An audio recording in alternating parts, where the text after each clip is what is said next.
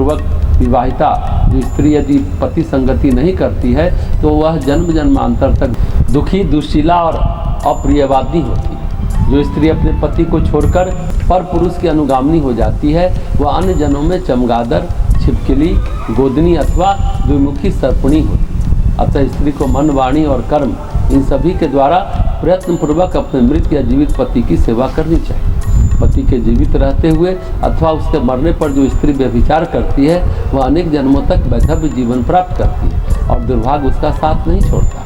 देवता और पितरों को श्रद्धापूर्वक जो कुछ दिया जाता है उसका समग्र फल उसके पति की पूजा करने से ही प्राप्त हो जाता है। इसलिए स्त्री को पति की ही पूजा करनी चाहिए। हे पक्षी श्रेष्ठ, पातिव्रत धर्मरूप सत्कर्म का पालन करने पर स्त्री चिरकाल तक पतिलोक में निवास करती है। जब तक सूर्य और चंद्र विद्यमान है तब तक वह स्वर्ग में देवतुल्य बनी रहती है। उसके बाद दीर्घायु प्राप्त करके इस लोक में वैभवशाली कुल में जन्म लेती है तथा कभी भी पति वियोग का दुख नहीं झेलती। हे खगराज, मैंने यह सब तुम्हें बता दिया। अब मृत प्राणी को सुख प्रदान करने वाले विशेष कर्म को बताऊंगा।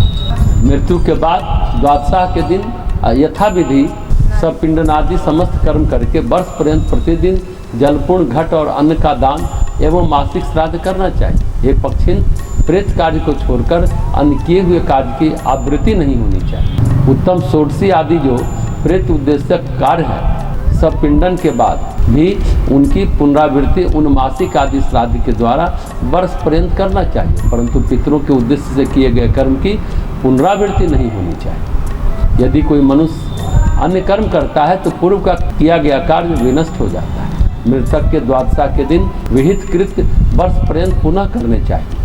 इससे प्रेत अक्षय सुख प्राप्त करता है। प्रतिमास जल से परिपूर्ण सामनोदक घट का दान करना चाहिए। हे तार्क्ष, वृद्धि श्राद्ध के कारण जो पुत्र अपने पिता का सपिंडीकरण श्राद्ध करता है तो भी उसे प्रत्येक मास में एक पिंड अन्न और जल से पूर्ण कुंभ का दान करना चाहिए। ये सच है कि मृत आत्माओं के लिए जो श्राद्ध आदि कर्म किए जाते हैं और विधान पूर्वक किए जाते हैं उससे मृत आत्माओं को शांति मिलती है, प्रेतत्व से मुक्ति मिलती है। व्यक्ति अपने परिवार से, रिश्तों से, नातों से बुरी तरह से बंधा रहता है। व्यक्ति की कल्पनाओं में, अवधारणाओं में हम बुरी तरह से गुथे हुए हैं। हमारा भतीजा, हमारा चाचा, हमारा ताऊ, हमारा काका, हमारा भाई, हमारी बहन बुरी तरह से गुथे हुए हैं।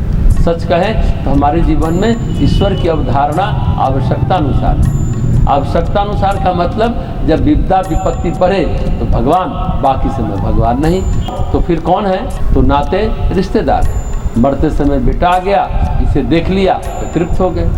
ऐसे जो सांसारिक लोग हैं और सांसारिक रिश्ते में गुथे हुए हैं वो कर्म चक्र में होते हुए जो भी काल चक्र है यम के यहाँ प्रेत पितर बनते रहते। इसलिए जो साधु जन है, योगी जन है, उनका रिश्ता क्या होता है? बस वेश विन्यास की बात नहीं करते।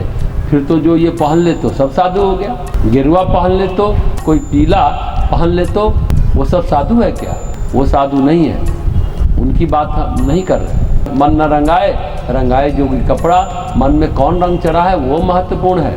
मन में अगर भगवान का रंग चढ़ा है तो फिर कोई प्रेत पितर की बात नहीं है। ईश्वर का स्मरण ही अभिष्ट है। ईश्वर का स्मरण ही करना चाहिए और ईश्वर की महिमा का गुणगान करना चाहिए।